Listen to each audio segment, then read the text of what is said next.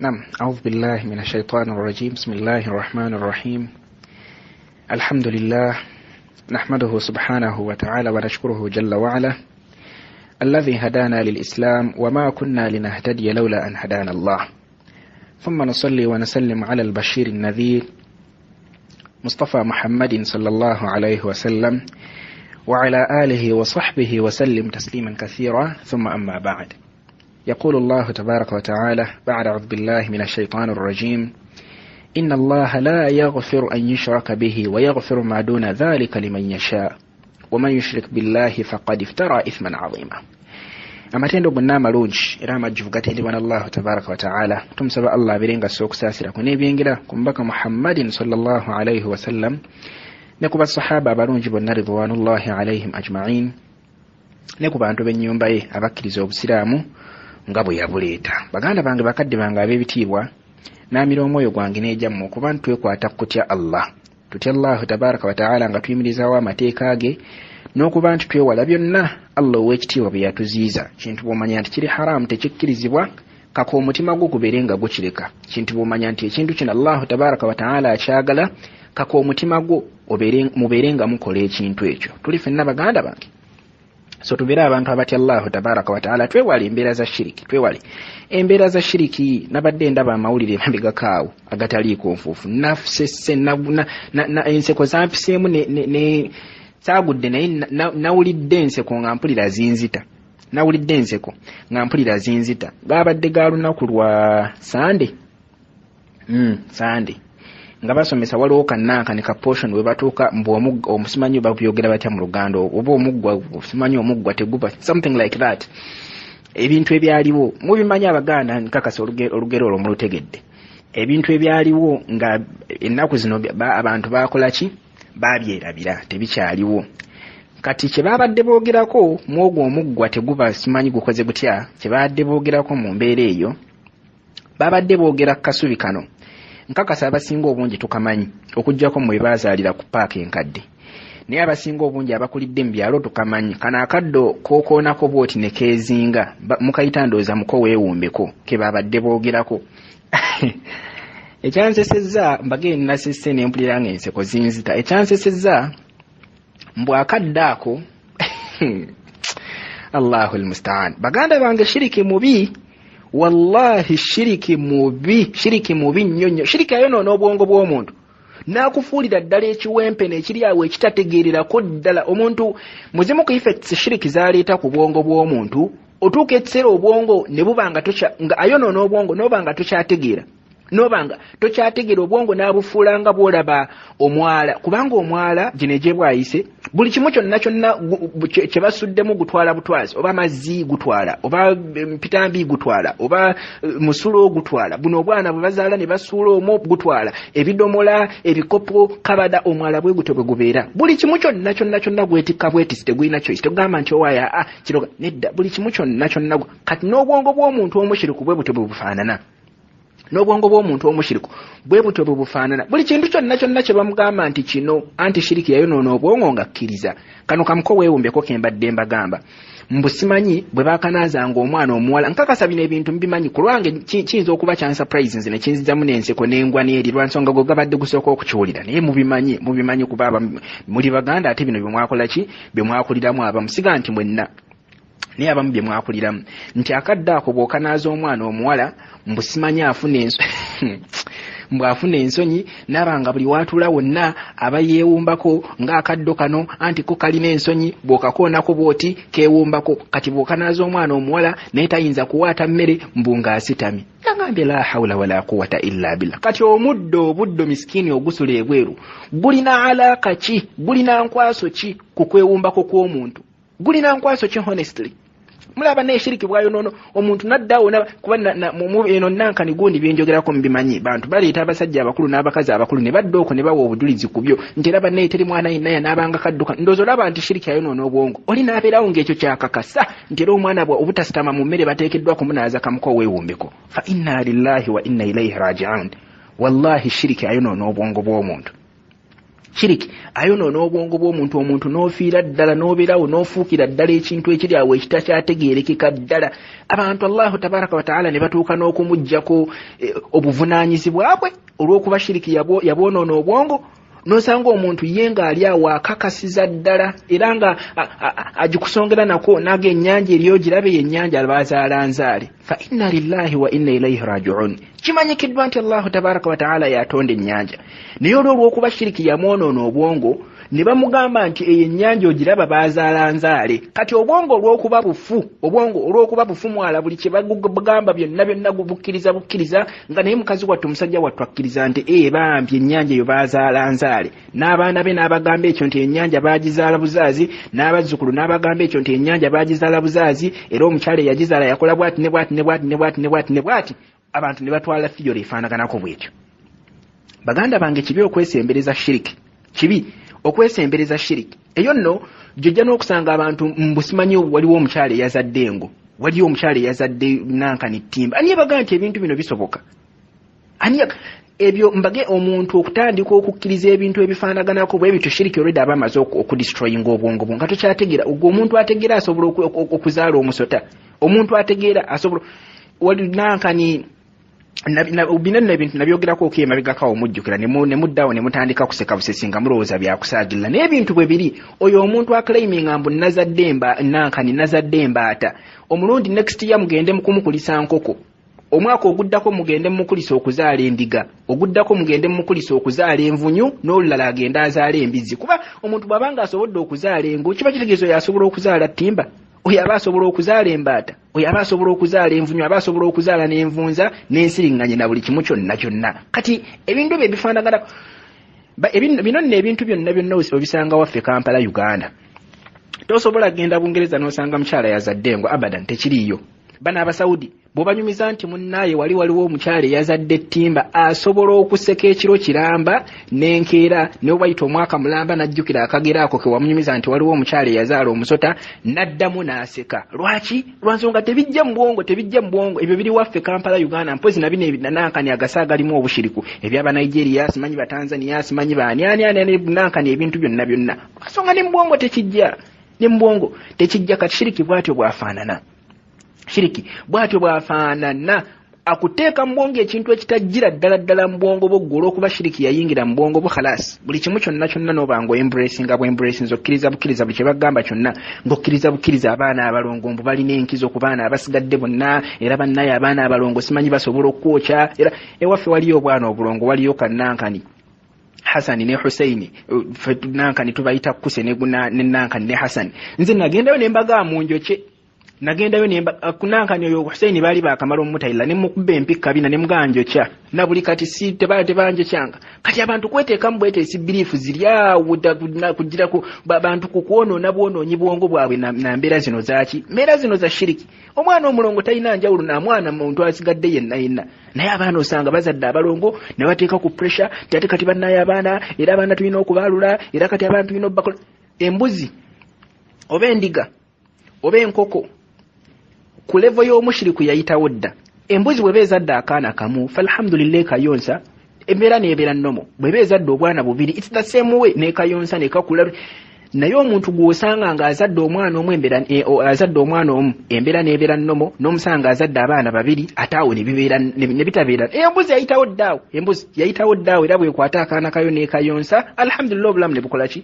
Ne bugenda mu maaso. Naye shiriki ayonoona obwongo bw'abantu. Omuntu n'omusa baganda bange kibi okwesiba ku shiriki. Eno aya gye tutandise nayo, inna allaha la yaghfiru an yushraka bihi. Allahu tabaraka wa taala tasonyiwa muntu amugattako kintu kirala, yaghfiru ma duna dhalika liman yasha. Naye atasobola okuba nti asonyiwa omuntu oba oli awo akoze ezambi erisigadde lyonna. Eyo aya mu suratu Nisa Allahu tabaraka wa taala yagiddamu emirundi ebiri. Allah yagiddamu emirundi ebiri kwenfasizinga nsonga eno. Shiriki bannaye mubi, omuntu omushiriku mubi, omuntu mubi nnyo alekawo Allahu tabaraka wa taala amukolera buli kimu n'ogenda mu nnankani mu buno obusajja obuyiiyo obulamu obusajja obuyiiyo omuntu nadda.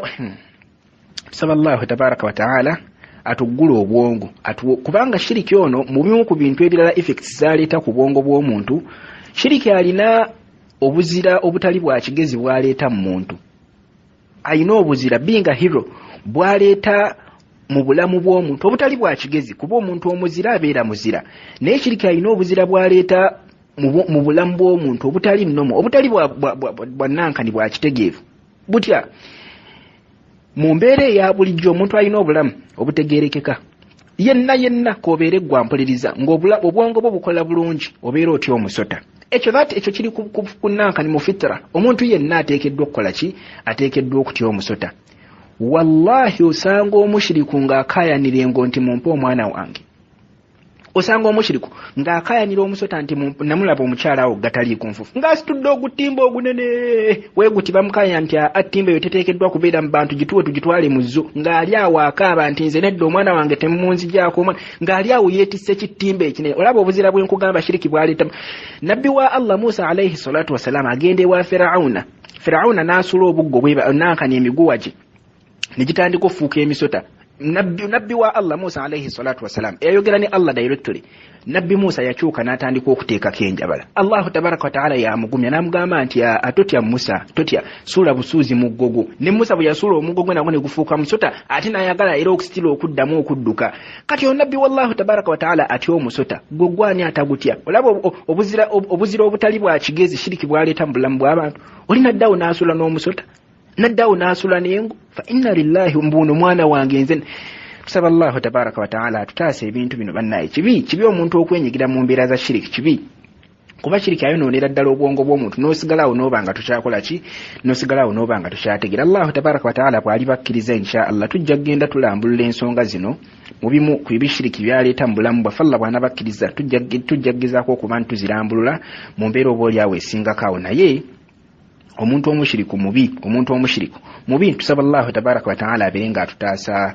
shiriki kakati bwana Isa ono yatubuuza n'agamba nti circumstance ki under which circumstances are we allowed to pass in front of a person who is praying tukimanyi kiri haram omuntu okuba nti ayita mu maaso g'omuntu asaala kati ddibwe kikkirizibwa okuba ntuyita baina yadayi lmusalli maaso g'omuntu akola ki asaala omubaka muhammadin sallallahu alayhi wasallama yagamba nti law ya'lamu almaru baina yadayi lmusalli nti singa omuntu agenda okuyita mu maaso g'ono asaala singa yali amanyi obubi obukirimu yagamba omubaka sallallahu alayhi wasallam lakana an yaqif 40 khayran lahu min an yamurra baina yadayi kyandibadde ng'okuyimirira for more than 40 oba okuyimirira for at least 40 kyandibadde kirungi nnyo okusinga okutambula n'oyita mu maaso g'omuntu akola ki maaso g'omuntu asaala hadithi ntuufu muttafaqun alayhi muslim namba ya hadithi 507 bukhari namba ya hadithi 510 eyo nno hadithi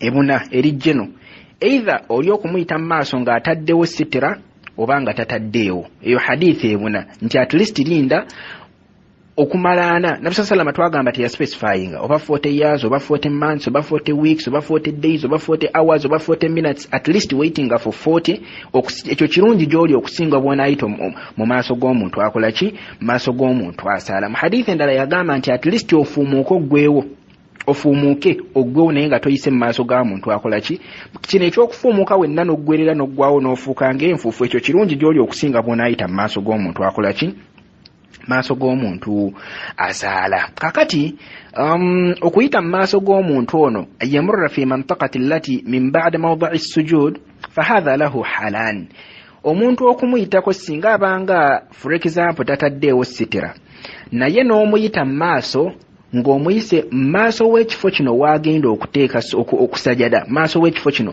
wagenda okuba nti avunnama ekyo kirimu embeera bbiri embeera esooka an yakuna almusalli yattakhidhu sitra kwekuba nti omuntu ono asaala yataddewo sitira yataddewo kwegamba ekimuziyiza nti wano wenkoma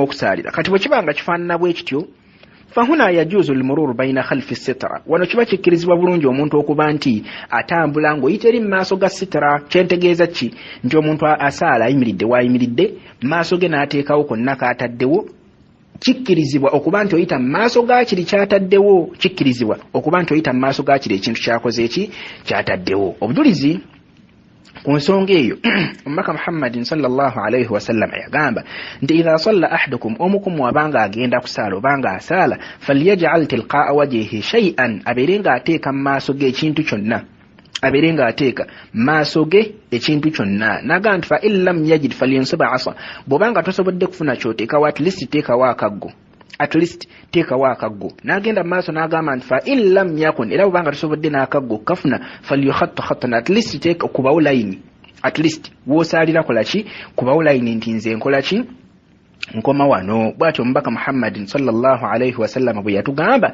thumma la yadurruhu man marra bayna yadayhi nabwe kityo bw'onaabanga okoze bw'otyo n'oteekawo at least line baleme kukusumbwa bana bayinza okukusala mu maaso ng'osaala. Hadithi ntuufu mu Ibn Majah mweri namba ya hadithi 1363 ne mu sanad Imam Ahmad eri mu kitabo ekyokusatu hadithi ya 15 ne hadithi ya Talha hadithi ya Talha radiyallahu anhu yaga nti omubaka Muhammadin sallallahu alayhi wa sallam yagamba nti idha wada'a ahadukum bayna yadayhi nti singa omukumwe ateeka mu maaso ge amakulu ng'ogenda kusala n'oteeka mu maaso ge mithlu muakhira rahl n'oteekawo ekintu kyonna kyonna kwegamba ekikuziiza okuba nti waliwo space wakati wo ne woogenda okuba nti osejera n'oteekawo ekintu kyonna yagamba sallallahu alayhi wa sallam fala yubali man marra wara'a dhalik omuntu ono tateekeddwa kufa kuona ayise mu maaso g'ekintu kino kyakoze eki kyataddewo. Hadith nayo ntuufu rawahu Muslim namba ya hadithi 499. Eyo yembeera esooka ng'omusaazi ataddewo sitira yembeera esooka ng'omusaazi omuntu anaasaala ataddewo sitira. Then yembeera ey'okubiri Allah yattakhidha sitira okubanga ono omuntu asaala tataddewo sitira tataddewo kintu kyonna kikola ki kimuziyiza. Kati wano mu mbeera eno abatayina laysa lahu illa mawdhi'u sujud abatayina kyonna kyasigazzaawo okujjako ekifo waakola ki wasajada. Baulama abasinga obungi bwe bakola ki bwe batyo bagamba nti era mu mbeera eyo yajuzu kikkirizibwa bulungi liman arada an yajtazu an yamurra fima yali mawdhi'u sujudihi nti kiba kikkirizibwa baulama abasinga obungi bagamba nti kiba kikkirizibwa mu mbeera eyo kuba nti omuntu otambula n'oyita mu maaso g'ekifo kino waasobola okukola ki waasobola okusajada. Baulama abasinga obungi tugebe batyo bakola ki bwe batyo bagamba lwaki lwansonga nti le anna nahyi alwarid fi alhadith lwansonga okugaana okwajjira mu hadithi innama huwa almururu bayna yaday almusalli kuli kukugaana muntu kuba nti ayita mu maaso g'omuntu akola ki g'omuntu abasaala wama yali mawdhi'u sujudihi laysa bayna yaday almusalli and beyond ekifo kino waagenda okusajada bagamba baulama nti ekyo tekiri mu bifo biri mu maaso goona akola ki goona asala. Bw'atyo Sheikh Muhammad bin Salih al-Uthaymin rahimahullah mu sharh al-mumti' mujallad ogwokusatu ku page ku page y'ebisatu mwana paka in fact ebigambo bino bigendera ddala paka ku page y'ebisatu mwana mu ebbiri. Sheikh Muhammad bin Salih al-Uthaymin rahimahullah bw'atyo bwe yakola ki bw'atyo bwe yagamba oli asaala tayina sitira yonna gy'ataddewo tumupimira ekifo waagenda okukola ki waagenda okusajada then distance eba eriwo mu maaso kubanga ekibalibwa mu mbeera y'okuba nti mu maaso ge we wano waagenda okusajada anything beyond that waba tewabalwa nga akola ki nga waasaalira. Naye nga sila ekisingako obulungi bw'abanga ono yeerabidde munnaffe mbuga yavubwe ekisingako obulungi nga gw'osobola muterewo sitira yonna yonna esobola okuba nti emutangira abantu obutamuyita mu maaso. Ku kibuuzo kyo bw'anayisa omuntu tokkirizibwa you're not allowed to pass in front of anyone who is praying under any circumstance. Tokkirizibwa under any circumstance. At least twagambe you rather wait for 40 years. Bw'abanga ono ayisola agenda kugisaala kumala myaka 40 linda okumala emyaka 40 oba linda okumala emyezi 40 oba linda weeks 40 oba linda essaawa 40 oba linda eddakiika 40 naye nga tomusaze muki tomusaze mu maaso. Tuli ffenna baganda bange kati nabwe kityo tubereke yafulu ku nsonga eyo eri baganda baffe ababeera basaala twanguye obulamu bwaffe twanguyize ne baganda baffe aballa obulamu tweyanguyize ffe ffennyini abasaala ne bano baganda baffe tubeere nga tubanguyiza. Tewaliiwo nsonga yonna ekuyimiriza mu mulyango gwa masjidi mbw'osaaliraawo tewali nsonga ekuyimiri. Kale bw'abanga waliwo ensonga at least teekawo sitira kubanga abantu ogenda bakandaaliriza oba oliawo osome na bintu bingi kati bantu baddaawo bwekatuka ng'eno ennankani embeera munnaffe gyannyonnyodde bantu omusana gubookya emabega gw'oliawo osaala tomaliriza kyokka tewataddewo sitira osaalidde mu mulyango. Kati n'abasaaze tubeere nga twewala ki twewala embeera ezifaanaganako bwe zityo tubeere nga twewala embeera ezifaanaganako bwe zityo kubanga ate ojja kwesanga nga mu mbeera emu essola y'omuntu efaana okufa eswala y'omuntu efana okufa singa emu ku bitonde biyita mu maaso ge. Yagamba omubaka Muhammadin sallallahu alayhi wasallam yaqta'u salatu al-mar'i al-muslim, eswala y'omuntu omusiraamu efa singa abanga mu maaso ge wayisewo omukyala eyalwala haidh, omukyala nga yakula, aw al-himar oba endogoyi, aw al-kalb al-aswad oba embwa enzirugavu. Hadithi ya Abi Hurairah radiyallahu anhu mweri Muslim. Tuli fenna kati omubaka sallallahu alayhi wasallam bwe yabaga abasahaba nti eswala y'omuntu efa singa omukyala eyalwala amuyita mu maaso oba endogoyi oba embwa enzirugavu. Abi Dharr radiyallahu anhu yamubuuza nti ya Rasulallah, wama baalu al-kalb al-aswad, embwa enzirugavu lwaki gy'ospotinze out? Omubaka sallallahu alayhi yamugamba nti embwa enzirugavu shaitan, eyebeera ki? Ebeera shaitan. So kirungi ekisingako obulungi muntu okuteekawo sitira wakati w'oba ogenda okukola ki? W'ogenda okusaalira. Bw'abanga otaddewo sitira oli nagezaako okuyita mu maaso go, omuntu oyo mulwanyise.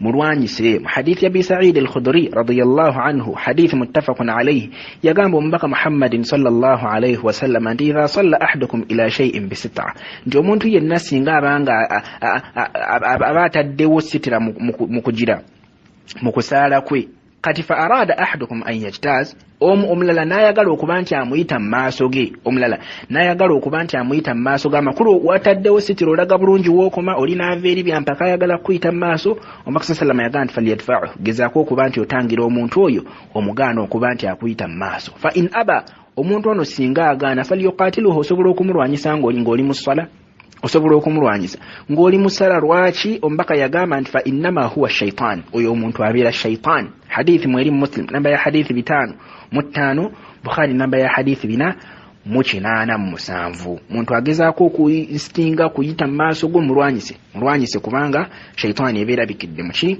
Ebeera bikidde mu muntu oyo. Otubuuza nti qabli eya dhuhuri yakuyiseeko, abaffe osobola okugiriwanga dhuhuri ewedde oba kisaategedde bwana Isa? Simanyi oba abadde ogezaako tugamba nti omuwendo guno ogwerako 12 guwere, oba simanyi oba sho abadde ogezaako okutegeeza. Simanyi naye katugezeeko okukiddamu insha Allah okusinziira ku ngeri gye nakoze eki gye nakitegeddemu. Kusookera ddala mu hadithi ya Ummu Habiba, fenna gye tumanyi mukyala wa Nabbi sallallahu alayhi wasallam, yagamba nti omubaka Muhammadin sallallahu alayhi wasallam yagamba nti ma min abdin muslimin, tewaliwo muddu yenna musiraamu, yusalli lillahi kulla yawmin, asaala buli lunaku 12 raka'an, nasalira aka 12 tatawwa'an, ng'erako ezo za sunna ghayra farida, si za bwatteeka, illa bana Allahu lahu baytan fil janna, okujjako nga Allahu tabaraka wa ta'ala omuntu oyo amuzimbira ennyumba muki?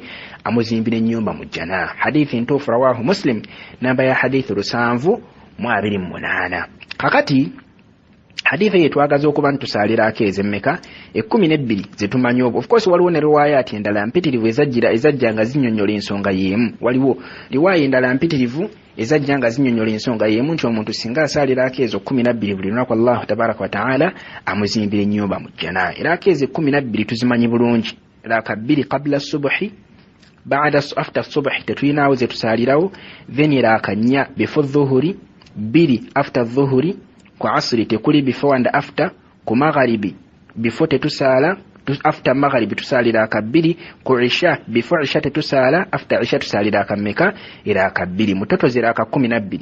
Tugambye 2 before subuhi, 4 before dhuhuri, 2 after dhuhuri, 2 after magharibi, 2 after isha, toto zira aka 10 na mmeka? Toto zira aka 12. Of course waliwo laka endala eza sunna ezisaalibwa ku swala ezo eza faradha nga sizimu kuzinera ake 12 zetulabye weziryawo nankanya hadithi weziri mpitirivu nga zitulaga nti waliwo sunna endala ezikola ki? Ezisaalibwa. Baka sallallahu alayhi wasallam yagamba nti ma baina kulla adhanaini swala, buli wakati wa adhani ebiri, amakulu adhani ne iqama waliwo esswala. Eyo nayo sunna ekola ki? Esaalibwa omuntu asobola okugisaala mu budde obwo. Then mu hadithi endala yatugamba nti sallu qabla al-maghrib, sallu qabla al-maghrib, sallu qabla al-maghrib, sallu qabla al-maghrib liman sha, musaale before magharibi, musaale before magharibi, musaale before magharibi. Eriyo yabaakoze eki? Eriyo yabaasobodde. Hadithi nayo eri mu Bukhari namba ya hadithi 1083. Mu hadithi ya Aisha radhiyallahu anhu yatugamba nti ma taraka Rasulullah sallallahu alayhi wasallam sajdatayn ba'da al-'asr 'indi qat, nti ombaka sallallahu alayhi wasallam sirina mulondi gwe mujjukira kuba nti yalekera aka 2 ze yasalanga ba'da al-'asr, sirina mulundi gwonna gwe mujjukira nti yakola ki nti yazirekeyo. Hadith nayo ntuufu muttafaqun alayhi. Muslim namba ya hadith 835, Bukhari namba ya hadith 591. Mriwaya endala yagamba nti salatani ma tarakahuma Rasul sallallahu alayhi wa sallam fi baiti qattun. Aisha yagamba nti swala za mirundi ebiri Omubaka sallallahu teyazireka kuba nti azisala mu nnyumba yange walau marra, amakulu teyazireka wadde n'omulundi n'ogumu, sirran wa alaniya, mukyama ne mu lwatu. ركعتين قبل الفجر إلى كبري نهنبا كبانتي أسالا صلاة الفجر وركعتين بعد العصر نيرا كبري نغامزو كبانتي أسالا عصر. يقول مبكى صلى الله عليه وسلم مروندي ويقول شيء ويزركا. حديث يا أم حبيبة يقول أنت مبكى محمد صلى الله عليه وسلم يقول أنت من صلى 4 قبل الظهر ومنت ينه سينغو سالي راكا نيانغا تنسال الظهر و4 بعد الظهر noddamu n'osalirako endala 4 ng'omaze okusala dhuhuri. Hadithi eno tugiwulirize bulungi ejja kutuyamba. Omuntu singa osalirako 4 bifu dhuhuri noddamu n'osalirako endala 4 baada dhuhuri, yagamba nti lam tamassahu nnaari, omuntu oyo omuliro teguli mukwatako. Bw'atyo Omubaka sallallahu alayhi wasallam bwe yagamba. Hadithi ntuufu rawahu Tirmidhi namba ya hadithi 428, Nasai namba ya hadithi 1817. Kati ezo zonna hadithi zetulabye n'endala zitulaga esswala eza sunna ezisaalibwa mu kaseera kumpi ke kamu aka faradha ak'esswala za faradha naye nga teziri ku ziri 12 meanwhile osobola okugatta sunna we ya necessary osobola okugatta enniya laaki ezo n'ozisaala. For example tugambye nti mweno hadithi kennyini esembyeyo nti Omubaka sallallahu alayhi wasallam budde nga bugenderedde ate ng'ensonga eno badde njagala nnyonnyole bulungi etegerekeke ya rabbi. Anyway tujjako malla wana abakkiriza. Tugambye nti mu hadithi eno esembeyo Nabi sallallahu yagamba nti omuntu man salla 4, omuntu singa osalira akanya before dhuhuri noddamu n'osala neerako endala 4 after dhuhuri, omuliro gwa jahannam tegujja kukwatako. Kati kye mbadde ntegeeza mu kugatta nniya, ezo laaka 4 n'ennya tuzirabye ziri awo bbali zeetongodde, naye ate kimanye nti qabli eza dhuhuri zibeerera akanya, baadi eza dhuhuri zibeerera akabiri. Kati okusobola okufuna empeera zino ng'ogassa enniya, leeta enniya ey'okusala qabli laaka 4 eza dhuhuri, qabli ya dhuhuri, then laaka ze zimu ennyo zireeta ozisulemu eno hadithi ya Ummu Habiba gye tulabye ey'okuba nti omuntu singa oba ng'ozisadde laaka 4 noddamu n'osalirako endala 4 baada dhuhuri, Allahu tabaraka wa ta'ala takwokya jahannam. Kati baadi eya dhuhuri tugende nti zibeerera akabiri, kyokka ate eno mu hadithi ya Ummu Habiba tugende nti omuntu bw'oyongerako n'osalirako endala 4 Allahu tabaraka wa ta'ala takwokya jahannam. Kati mulaka 2 ezisooka kubeera akazino tusala 2 tusala zonna mulundi gumu.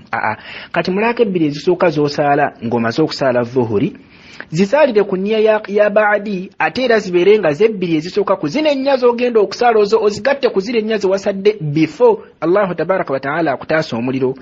Oba mbabuzaabuza oba ebigambo bino bitegereka naye nkakasa bitegereka. So kyetugamba nti osobola okugatta enniya mu mbeera eyo bwetyo kuzina esswala ezaki kuzina esswala eza sunna. Ekibuuzo abaffe kuzina eraako 12 singa zibanga zampiseeko, abaffe osobola okuziriwa mu kwanukula tugamba yustahabbu qada'i sunan ratiba idha fatat. Kikkirizibwa bulungi era kyagalwa omuntu okuba nti aliwa esswala zino eza sunan ratiba, eziswala zino 12 ate zino 12 ezigoberera esswala eza faradha singa zibanga zakoze singa zibanga zakuyiseeko okusinziira ku bigambo by'abaulama ebisinga okubanga bye bituufu, era ng'akunno ge madhhabu ga Imam Shafi'i ni Imam Ahmad ibn Hanbal okujjako Imam Abu Hanifa ni Imam Maliki bo bayawukanamu ne baga nti akasita zibanga zikuyiseeko tokola ki toziriwa. Naye ng'ekisinga okubanga kye kituufu kwe kuba nti bwe zibanga eraaka zino zakuyiseeko osobola bulungi nnyo okuba nti okola ki,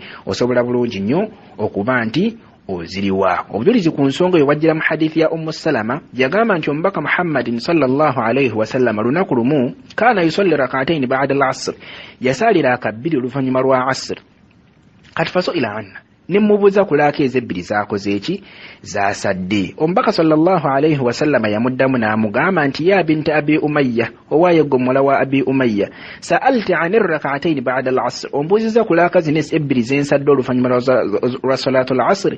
N'amugamba nti innahu ataani naasu min Abdul Qais, mazima ddala abantu ba Abdul Qais banzijidde nga mmaze okusaala dhuhuri, fashaghaluuni 'ani rak'atayn allatayn ba'da adh-dhuhri, ne bambuzaabuza ne banneerabiza okuba nti nsaala eraako ezebbiri ezisaalibwa baada dhuhuri kati nabwe kityo fahuma haataani eraako ezebbiri zesaasobodde kusaala ze bambuzaabuziza ne sisaala mu kaseera ako ze zino zensadde wano. Eyo hadithi ntuufu ojja kugisanga mu Muslim ku namba ya hadithi 834, Bukhari ojja kugisanga ku namba ya hadithi 1233. Mu hadithi eyo tulabamu obujulizi ng'omubaka Muhammad sallallahu alayhi wasallam aliwa eraako ebbiri ezaali zimuyiseeko mu suna zino arratibe 12 zeyali ateekeddwa okuba nti asaala oluvannyuma lwa salaatu dhuhuri. Imaamu Nawawi rahimahullah mu kitabu kye bayita Majmuu mujallada ogwokuna ku peji ya 43 yagamba nti as-sahihu indana istihbaabu qadaa'i an-nawaafil ar-ratiba, ekisinga okuba ekituufu gye tuli kuba nti kyagalwa omuntu singa esswala ezo zibanga zaamuyiseeko sunanu ratiba eziraako 12 zibanga zaamuyiseeko okuba nti akola ki,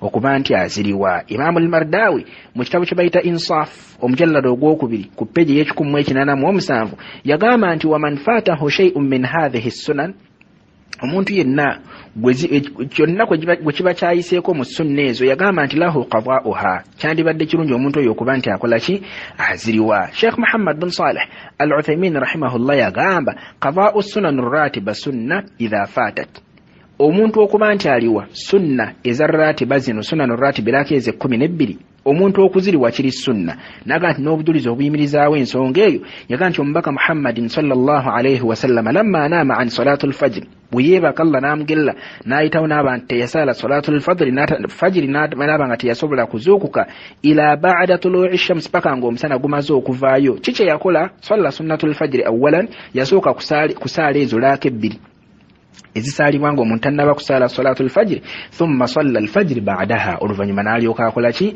n'alyoka asaala salatul fajri. Ndowooza akasonga ako kategerekese bulungi. Mpozi ekibuuzo kitwandibadde tufundikira nakyo ku nsonga y'emu eno, singa qabliyi za dhuhuri ziba nga zikuyiseeko tewazisadde, bw'omala okusaala dhuhuri qabliyi zino z'osooka oba osooka baadi? Nsonga eno mukwano kula tugamba nti ensonga eno ngazi, era nga Sheikh Muhammad bin Salih al-Uthaymin rahimahullah mu Fath dhil Jalali wal Ikram bi Sharh al-Bulugh mujallad ogwokubiri ku peji 225 bwe yagamba al-amru wasi', ensonga ngazi, lakin al-muhimmu nenge ekisinga obukulu huwa al-ityanu biha taqaddamat aw ta'akhkharat, ekisinga obukulu byonna kuba nti eraako ezo okola ki, ozisaala, ozikeereyesezza, z'osoosa amakulu obanga z'osembezzaayo, al-muhimmu kola ki, kuzisaala. So ensonga eyo ndowooza etegeerekese bulungi.